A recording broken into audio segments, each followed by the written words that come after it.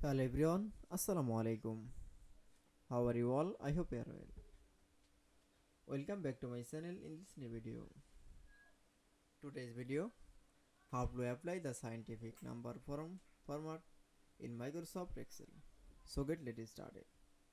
At first, you open your Excel document file. Firstly, then you show the Excel document from the step 1 and step 2. This number from the scientific apply. Firstly, select from the apply all. Now keyboard press from the control on. Now click for the scientific option. Now click for OK. That's it. Then another number from the press. That's it. So again another document. Now select from the step 2 option. Now keyboard press from the control on.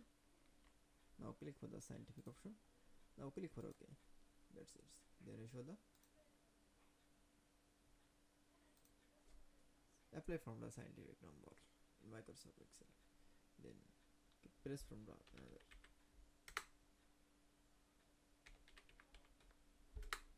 That's it. I hope to enjoy the video.